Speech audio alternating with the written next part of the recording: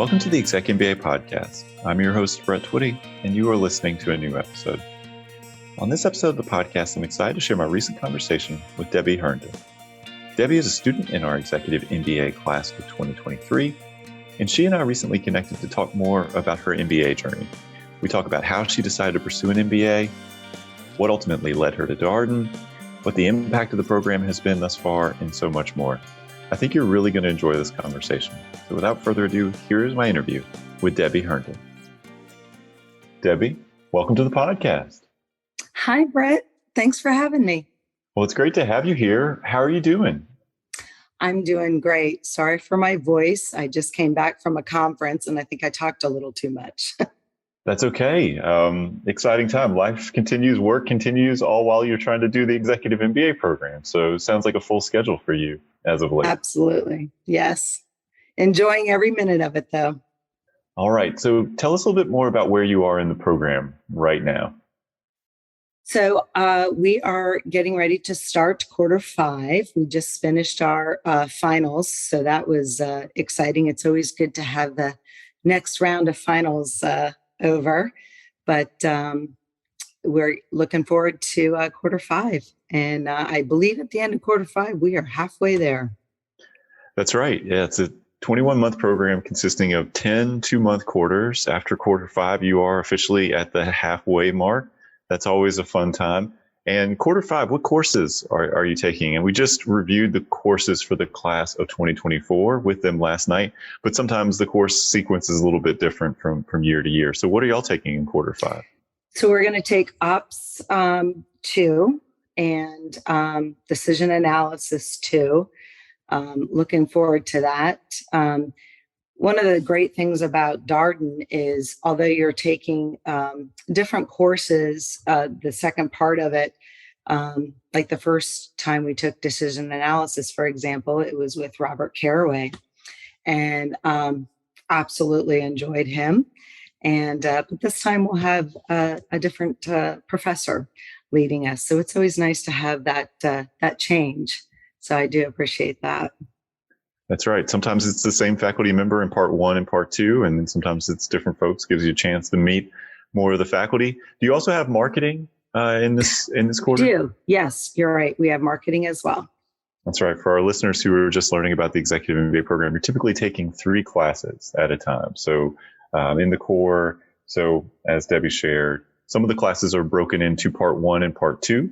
So operations 1, operations 2, for example, and then DA1, DA2, decision analysis, all of this jargon, all these acronyms that you'll get to know as part of the program. And I think this is the first time you've had marketing, correct? It is. So looking forward to it. All right. Well, let's talk a little bit more about you. Tell us about your story and your background. Who are you? So I am one of the oldest members of the class of 2023. I actually think I made the PowerPoint briefing that was given as the oldest member. But I have spent my career supporting the DoD and the IC missions. And I raised 3 children on my own and enjoyed every minute of that. And now I'm a nana of 3 grandchildren. So work full time, love being a mom, love being a nana. Well, let's talk a little bit more about your class, because one of the things that people sometimes fixate on when they look at the Executive MBA program is that word executive, and they wonder who's in the classroom. And what we really try to share is we have students from all stages of career, roughly, about 5 years into their careers, all the way to 25, sometimes 30 plus years into their career. You mentioned that you're one of the more experienced members of the class. You've worked a bit longer than some of your classmates. What's that dynamic like for you to be at that point in your career versus maybe some of your classmates who are a little bit earlier in that journey? Actually, that's one of the best things about Darden is just the broad range of ages, careers, the level of experiences. For me, I find it refreshing. I'm sure we'll talk about the case study method coming up here, but with the case study method and participating in class, just hearing all the feedback from the different levels of experience in class is just amazing. We have individuals that are generals, doctors, lawyers, other executives that have accounting backgrounds, CFOs. It goes on and on. And everyone is just treated as equals. And we have the opportunity to have two individuals in our class that one is a senior VP at CNN, and another one is a senior VP at New 7. So just amazing classmates. So it's interesting to hear you talk about your classmates. I think one of the things that's really cool for students when they come to this program is, you know, your industry, you know, your company, but you're now surrounded by people from very different backgrounds who've had very different experiences than you. And of course, because of the way that you're learning, it's discussion based, it's participatory, you're getting to hear from them. That must be exciting. Oh, absolutely. It's so enriching and invigorating when you're in class, just to be able to hear other students' outlooks. It really enriches you. And there's so much that you can take back and immediately use within your own career, regardless of what background they have. There are things that, some of the physicians that we have in class, just a different outlook. And it just is mind-boggling to me, and the energy that I get every time especially when I'm on grounds. But yes, the experience of being able to interact with so many different students, their backgrounds, everything is used immediately. You can just really take back anything that they add value and immediately apply it to your life, whether it's professionally or personally.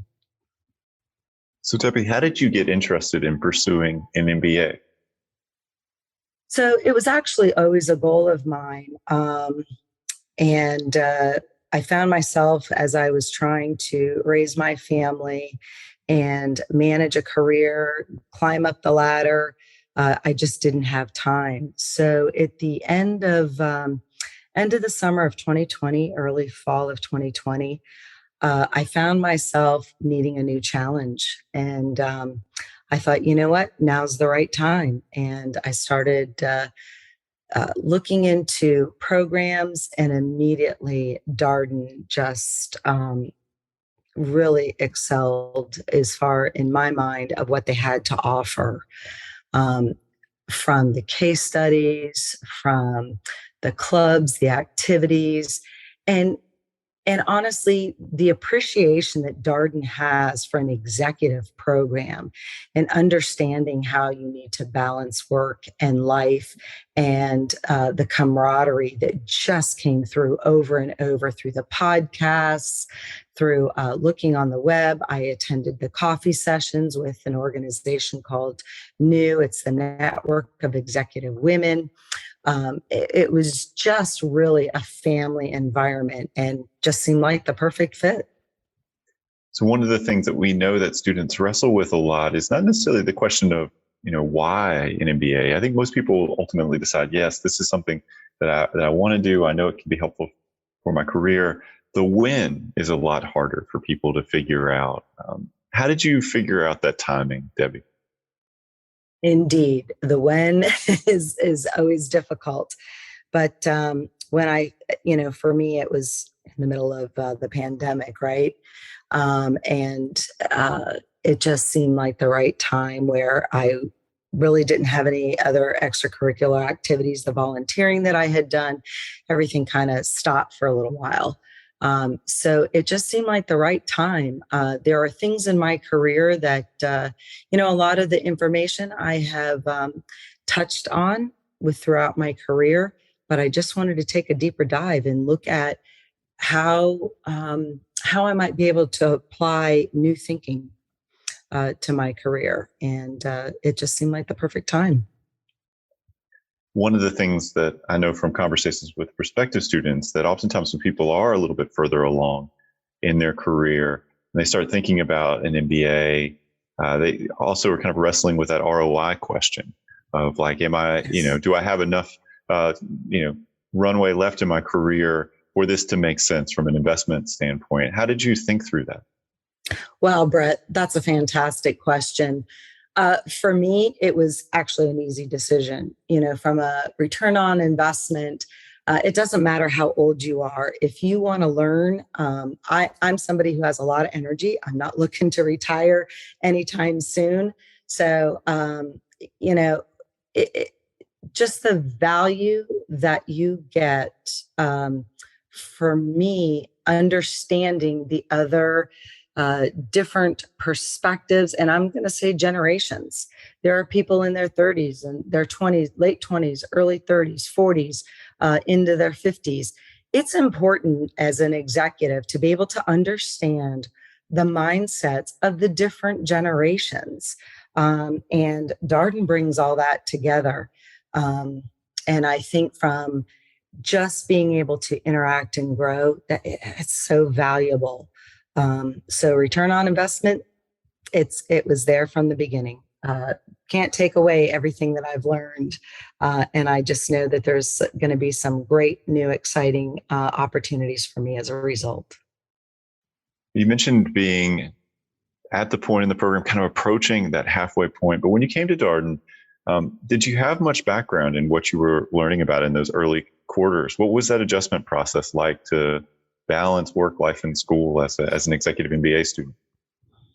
Um, so initially, it's like drinking from the fire hose for sure, but it was very exciting.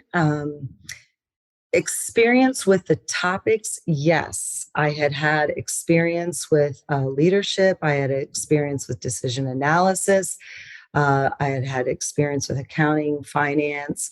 But again, there's always a new approach. A lot of the things that were taught within finance, for example, focused on operations, and it's just a different perspective. Um, Initially, coming and adjusting, it's a whirlwind, but it's an exciting whirlwind. And I can't say enough good things about the way that Darden introduces you and makes you feel comfortable with the curriculum. You spend that first week on grounds in Charlottesville. You get to meet your learning team. You interact with all of your classmates. And during that week, if the the relationships that are immediately formed, because you're all in it together, the support system. So how do you get through it? You have learning teams, you have an amazing class overall support system, the professors, the faculty that helps the students overall. Yourself, Brett, I know that we transitioned away from you somewhat, but you've stayed active at each of the on grounds, and we really appreciate that about you. But it's a welcoming atmosphere, and everyone is in it. And the other great thing is the class above you. So for us, it was the class of 2022. And they were present from the get-go, and they help you along, and they say, hey, we remember that.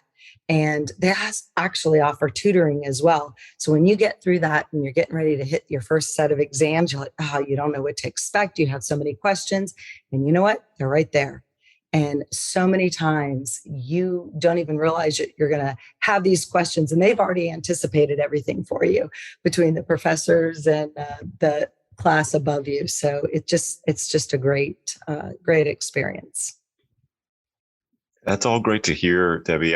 The second year tutors, it's a relatively recent addition to the academic support resources available to executive MBA students, but it's such a great thing. And I think it's a wonderful example of how students support each other through this program. I mean, think about those second year students. They're busy. They've got a lot of things going on, very full lives, just like all of our executive MBA students.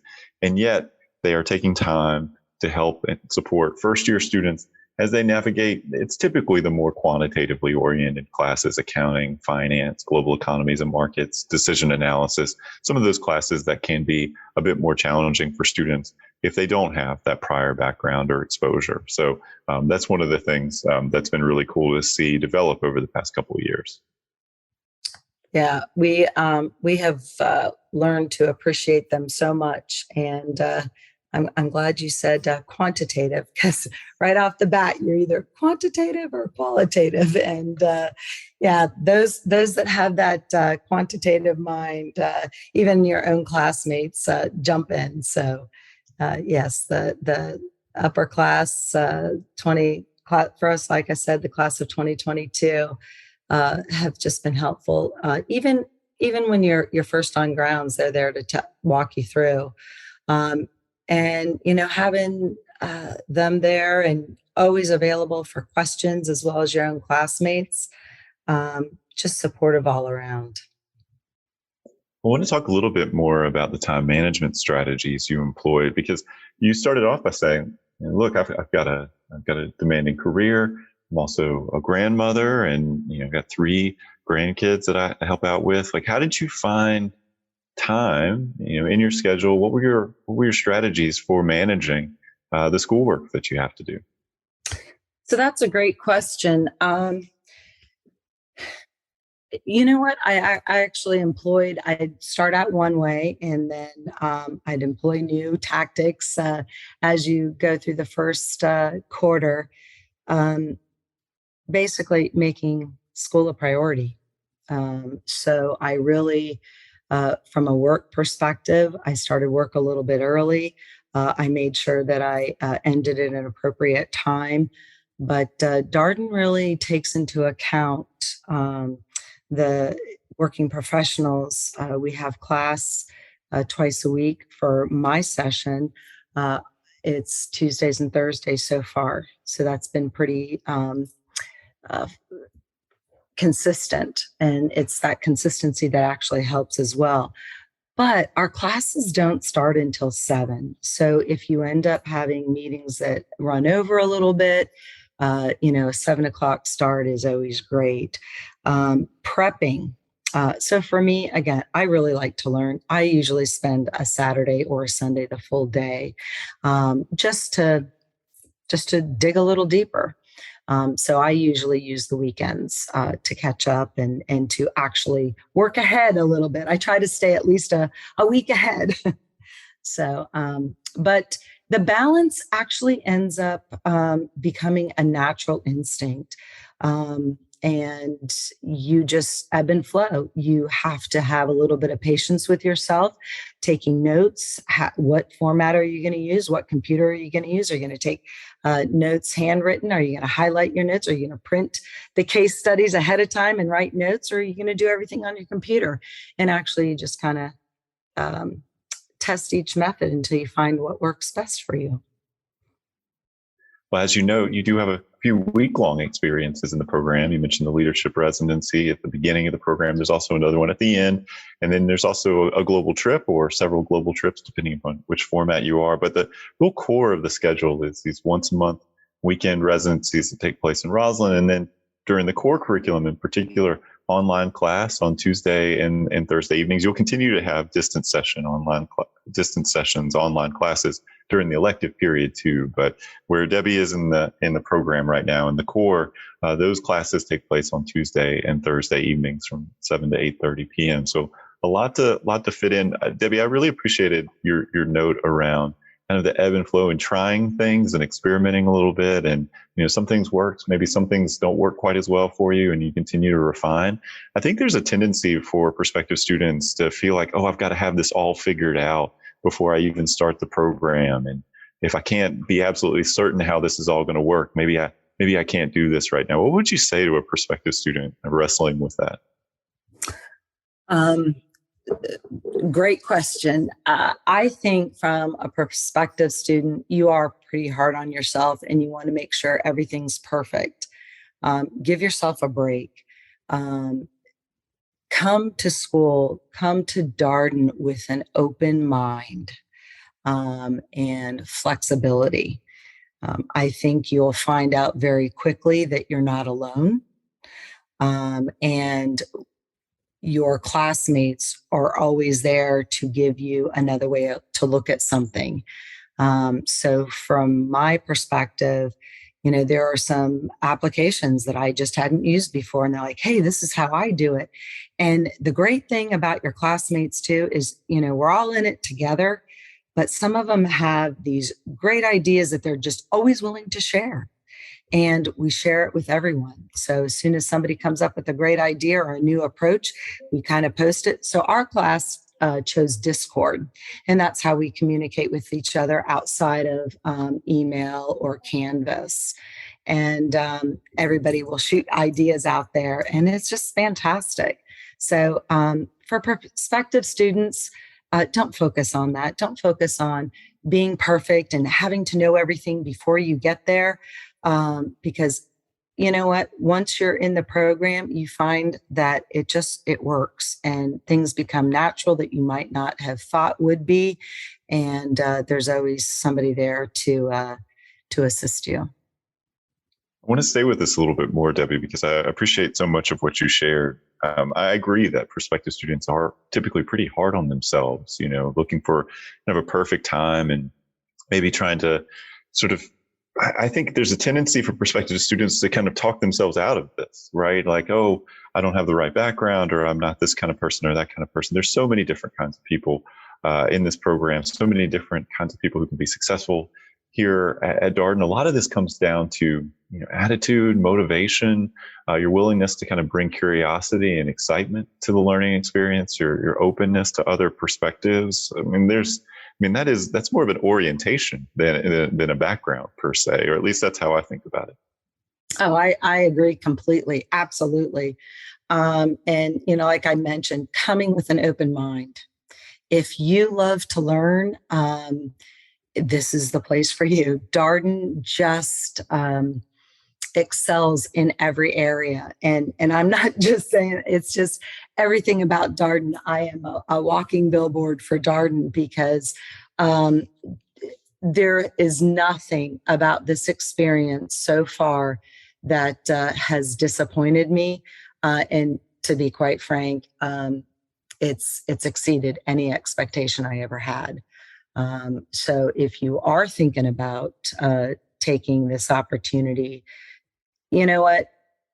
You can talk yourself out of it by saying, hey, I don't have time. Yes, you do. If learning is a priority for you, don't be hard on yourself. This is a great opportunity, a great time. And as a matter of fact, Darden thinks about the student and the learning environment so much that they've also started a part-time program as well. So if the Executive MBA approach is not the right one, you can take the part-time one as well. But the full-time, if you're thinking about it, do it. It's just it's something you won't regret. Well, Debbie, one of the things that came up last night in an admitted student town hall we were hosting with the Executive MBA Class of 2024, helping them get ready for the start of school. Obviously, we're still very much working on that class. We got a few more deadlines to go, but as you know from your experience, we typically will start hosting some admitted student events just to give people a chance to hear more about the experience. We record all of these things, but the start of school is just a few months away here for that class, and it's always fun to be online. We had a couple of faculty join for that session, and one of them said something that I thought was really interesting. So as a finance faculty member here at Darden, and said, hey, look, there's a couple different ways to look at it. Well, it's actually more than a couple, but there's a few different ways to look at an executive MBA program. You could look at this as like, oh man, all the work I have to do, or how am I going to fit this into my schedule? The other way to look at it is potentially as a breather from everything else going on in your life, like the opportunity to be in class, to be in an academic environment, to be learning, to be surrounded by incredibly talented, smart, bright, motivated people who are all asking big questions about who they are and where they're going. I mean, that's also a nice break from the grind of work or other commitments you might have on your plate, just to kind of be present and maybe focus on something that is for you and about your own growth and development. So just something that I thought was interesting. Oh, I agree with that comment 100%. It is a break. And one of the things that Darden does very well too is we have something called PAC. and it's our professional development course, and it's all about careers and getting you ready. So I'm sure they've heard about the climber, switcher, entrepreneur, and excuse me, that's one of the areas that I was concerned about coming in. I don't know, I want to do the entrepreneur, but what if I get there and I decide I want to climb my career? What if I decide that I want to switch? And so I do want to say to prospective students, if you have listened to the podcast and you've done your research and you've heard about some of the students talking about climbing, switching, or entrepreneur, don't worry about it, because guess what? You get to change. If you start down your Darden career path and all of a sudden you realize, hey, you know what? I think I want to be an entrepreneur. I was going to climb the ladder, but boy, after I'm listening to some of my classmates and I'm learning all this new insights, hey, I want to be an entrepreneur now. They absolutely provide you the tools and the resources to do that as well. So don't ever feel limited at all. There's nothing limiting about this program at all. You're right that for most students, this is about exploration, right? In the application process, we ask students for their short-term and long-term career goal and how an MBA fits into that. But we also accept that there's a lot of transformation that will happen during this experience. You'll be surrounded by a group of people, as noted, who are different than you, different backgrounds, experiences, industries, etc. You will also be in class learning about things that maybe you've had no prior exposure to. You'll be asking a lot of big questions about your career, where you'd like to go, through courses like the Professional Advancement course, which is in Q1 for our Executive MBA students. It's also in the part-time curriculum, interestingly enough. After students have been in the program and in the part-time program for about a year. And so opportunities all along to kind of engage with your career goals and where you'd like to go. And of course, it's very natural for those things to evolve, but there is support very broadly here at Darden for a lot of different career aspirations for Executive MBA students, which I think is one of those things that more often than not, Debbie, when we talk with prospective students, one of the questions that we get is like, can you switch careers through the Executive MBA program? And I think that question may be coming from conversations with other programs, or just maybe misperceptions of who's in an Executive MBA program.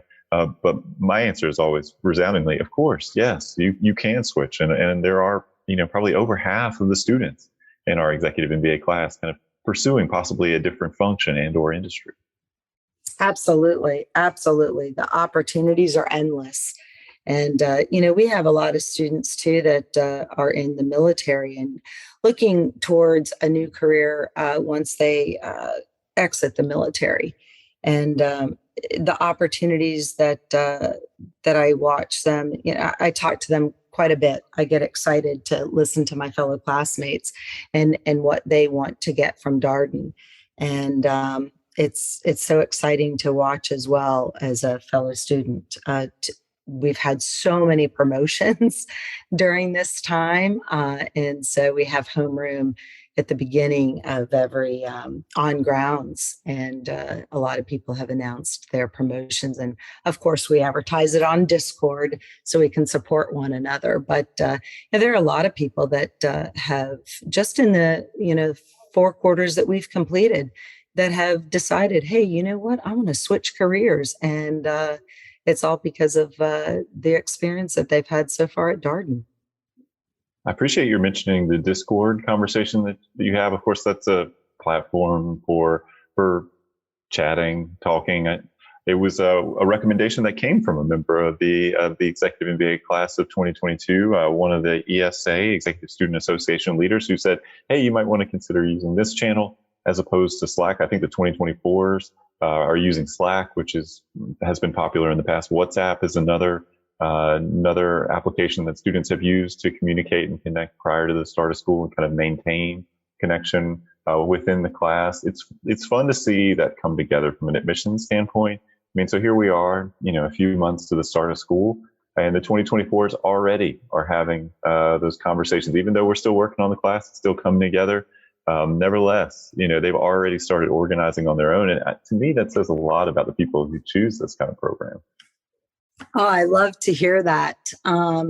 Darden sets you up for success in your coursework as you're prepping. So for those students that are getting ready to start coming up here in August, I can't recommend enough, as Brett had mentioned, some of the get-togethers that you have, the admitted students, and attending some of the mock classes. Anytime you have an opportunity to do so, I'd highly recommend it. There are students that we recognized each other that first week just on Zoom. They're like, "Hey, I used to see you on all the sessions." So it's an immediate connection. But yeah, something that you had mentioned, Brett, as I was listening to, uh, once I had been accepted to Darden, in a podcast, you mentioned something that has always stuck with me. You're like, there are so many activities, but you might not be able to get to do them all. I'm a type A person, and I wanted to do everything. So I was like, I'm going to do that. Yes, I am. And I'm going to get perfect grades all the time. And it really stuck with me because there were first couple sessions of things that I had wanted to attend. I'm like, I can't do that. And that's the same time as this. And I just remember that great insight. So I forgave myself and I said, okay, it's okay if I don't make that one. I'll make the next one. But that is also an exciting piece because there's always something that you can do to get involved. And you might think, well, how am I going to get involved in other things? I've got work, I've got school coming up, I need to read my case study, or I've got exams. And you know what? It's amazing what you can fit in. So yeah, it's give yourself a break when you need to. And if you have to miss a extracurricular activity, it's okay. But yeah, it's exciting.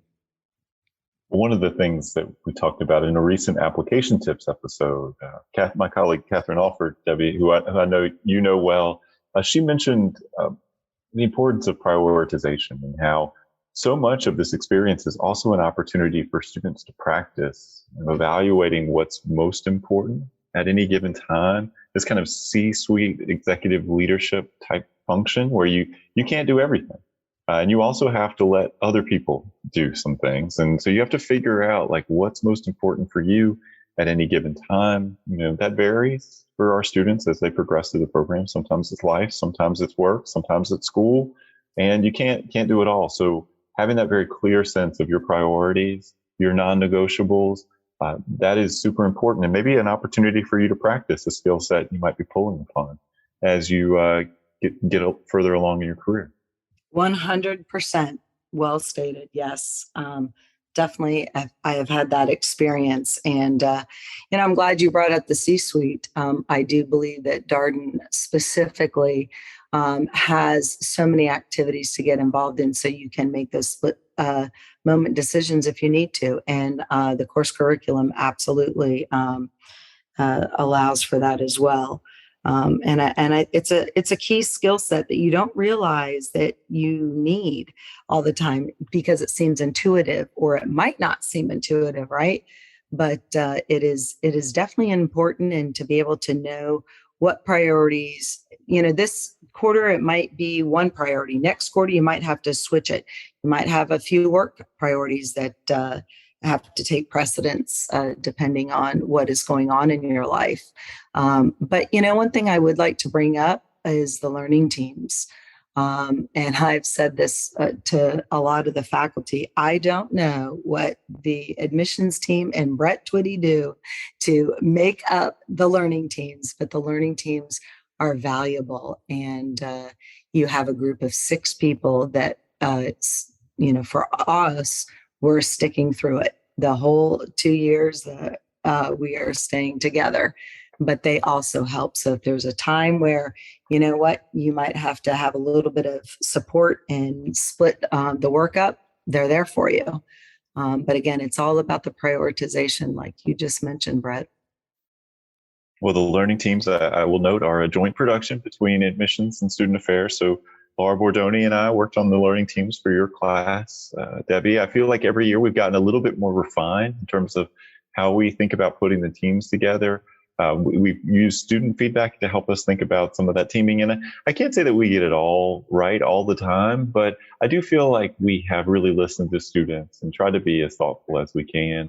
And, for people who are newer to learning about Darden, learning team, as Debbie notes, is a 5-6 person team, students from different backgrounds. You try to have some people from a quantitative background, so folks with a qualitative background on the team, so that you have natural touch points as you progress through the curriculum, people that you can immediately turn to as you navigate those courses that may be a little bit less familiar to you. And I think the broader story to keep in mind is, as you hear all of this, is that you're not alone as you navigate this. There's so many resources, to Debbie's earlier point. Well, Debbie, I'm curious about what you're looking forward to in the months ahead. When you think about the program, where things are going, you're approaching the halfway mark. What are you excited about? I'm just excited about, some of the new curriculum that's coming out, just continuing on. And, it's kind of bittersweet, that halfway point. We've already said that we're all going to get together afterwards. And, yeah, of course, I'm going to look forward to graduation, right? But just continuing on, I've gained so much in these 4 quarters. And I'm just looking forward to where will I be after the next 5 quarters, I've changed already as an individual. I look at things so much differently that, wow, if I could have this mindset, again, my first year in, what will it be like, 2 quarters from now, 4 quarters from now? It's just, sky's the limit. Sky's the limit. There are so many tools and resources that I feel are still yet untapped. So looking forward to it. Well, I love that focus on development, the growth that you've had. I think that's such a good frame for the experience, right? I think in academic experiences, it's really easy to kind of get locked into what grade did I make in this course, or, how did I perform in this class? But I think the kind of growth, development, learning orientation is ultimately maybe the better frame for something like the Executive MBA program, which, as noted, has some complexity to it. You're trying to do a lot while you're in this program, and thinking about where you are versus where you started is maybe one of the better ways to conceptualize the impact of the program. Yes, 100%. And, I'm looking forward also to more engagement with some of the students that I haven't been able to as much to date. Again, we're switching each quarter. We switch classes from sections. So as you know, we're divided into 2 sections, and we just change our sections up each semester. And I want to pull the thread on something you said earlier, Brett, about how, the faculty and the students work together. One of the things that we asked for was to make sure that we have more interaction with every single student in our course. So there are 140 of us. And if you think that you can't be friends with 140 students, you are mistaken, because the interaction that we all have together, we asked for a combined homeroom. And one of the most exciting opportunities that Darden provides is that ability to be a leader at Darden, the ability to voice what works well, what doesn't work well, and for the faculty to work with you. And as I just mentioned, the homeroom, we didn't get to see some of our other students. And so we said, hey, what about a combined homeroom? So you know what? We all do. We go to Sands Family Grounds, and we're all together in one room for about 20 minutes before we split. And it's exciting. And so they've also allowed us to, each time we start a new quarter, we switch it up. So that part I'm looking forward to as well, getting to know some of the students on a deeper level through class. And the one thing I want to also hit on, I'm sure the prospective students have heard about cold calls, the Darden cold call. And I will tell you, one of the things that you learn as an outcome from that, if you are a little bit shy, if you don't like to speak up in class, please don't be afraid of the cold calls. You'll be prepared, and I will tell you, it is a safe environment. What you have to share, what you think might not be important, I can guarantee it is important to one of your fellow classmates, and your perspective is absolutely important. So I encourage each and every person to raise your hand, and if you end up being cold called, I know you'll be ready. And you'll find out that there's a lot of students there that whatever question you have, guess what? They have it too. Well, a couple definitional things for our listeners who are maybe just orienting towards the program. Homeroom is an activity that happens on the first day of a weekend residency. It typically kicks off around 11:30 or so. The first class doesn't start till noon, but it's typically time for the full class, as Debbie notes here, to be together and just share updates and announcements. It's probably, to me, it's like such a joyful way to start the weekend residency, because it's always like, oh, we just found out we're having a baby, or we got a new job, or we just welcomed a new addition to our family, or some other life event, club activity. Hey, we have this social event going on. I mean, it's just such a wonderful reminder of just how interesting and exciting it is to be a member of this community. And the other thing I'll mention here, for people who are still learning a bit about Darden, maybe wondering a little bit about what a cold call is. So cold call is something you'll hear from Darden alumni, Darden students. It's when you go to class and you're sitting there and you do not volunteer to speak. The faculty member just calls on you and says, oh, Debbie, tell us a little bit about what's going on in this case and what decision you think we should make here. Something along those lines. And you didn't volunteer, but nevertheless, you have the opportunity to speak up. And I do think for most Darden students, the first time it happens, maybe some heart palpitations, a little bit of excitement around that.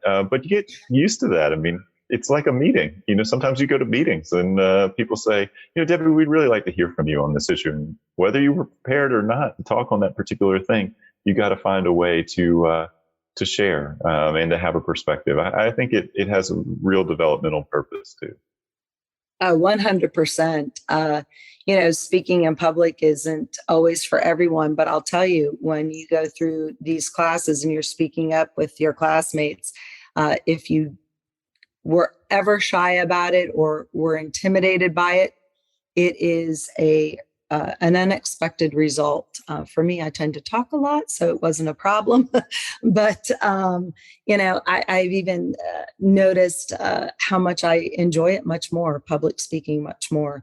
And there's a different level of excitement that I think I can now bring to some of the times and briefings that I have to do publicly.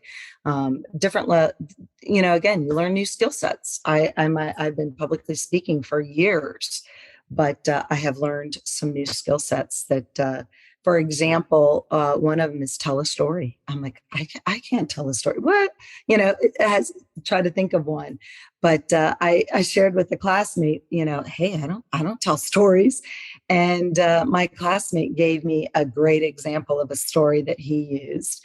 And I said, okay, I can connect those dots. And I've started to add that in it. And immediately it allows you to have that camaraderie with the audience. And I think that's been helpful. But you'll find through your coursework and the program overall, there are so many things that are positive outcomes that you don't initially think of when you're first getting involved. And again, being a better public speaker, I think is one of them for me.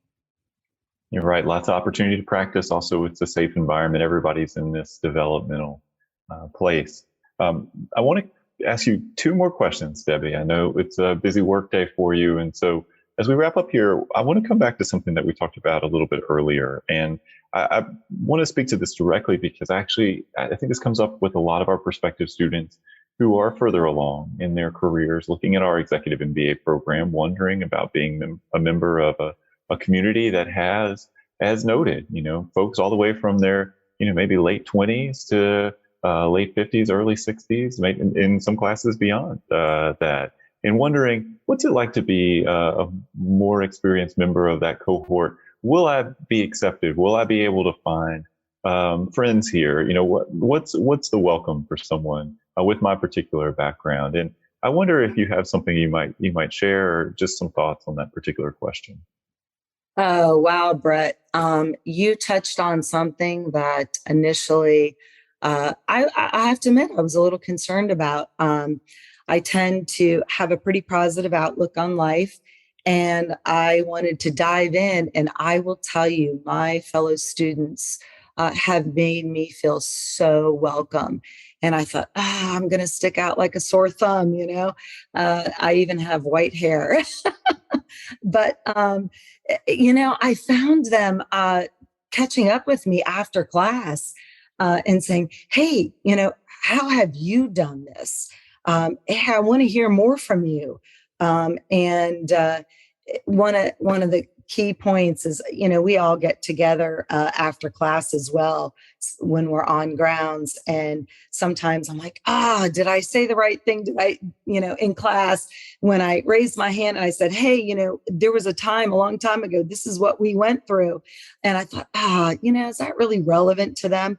And you'll get these little cheers, during class. They'll pop up on your screen, "Well done." And, it's that support. So for me, I have felt completely accepted and actually appreciated because of the career that I've had, and because I have decided to come at this point in my career. I think that the value that I've received from them, they've made me feel that I've given value back, and that's important to me. Yeah, that two-way street is a huge part of the learning experience, both contributing and also being open to others' contributions. So, Debbie, I have one last question for you as we wrap up here. What's one piece of advice, a tip you would share with our listeners here? Thinking about an MBA program, thinking about an executive MBA, thinking about Darden. What would you encourage them to think about?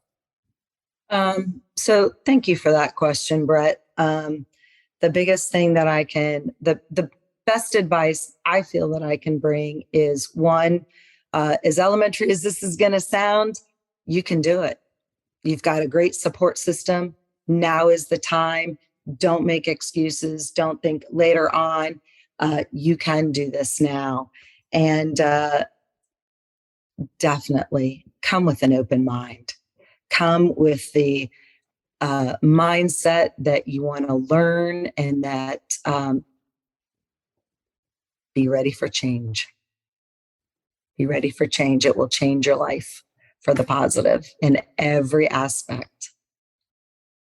Well, Debbie, that's such a powerful note to end on. I think we'll wrap up right here. But thank you so much for your time today. It's such a pleasure, as always, catching up with you. And one of the joys for members of our admissions team is remembering, meeting students when they were early on in this process and just thinking about applying, and then to see them come to Darden and be where you are in the program. And in the case of our class of 2022, getting ready for LR2, the very end of the program.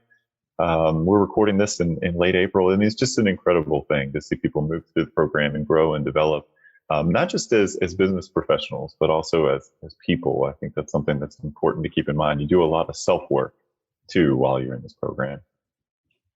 Absolutely. Thank you for your time, Brett. And I appreciate the opportunity to speak with you, and hopefully make a difference to somebody who's getting excited, ready to come on board. And for those who are teetering on whether they want to apply, it's going to be great. And that was my interview with Debbie Herndon, a student in our Executive MBA Class of 2023. As always, if you have any comments, suggestions, requests, anything you'd like for us to cover here on the podcast, we're all ears. We can be reached at exec, that's EXEC, MBA at darden.virginia.edu. Until next time, stay safe, be well, and thanks for listening.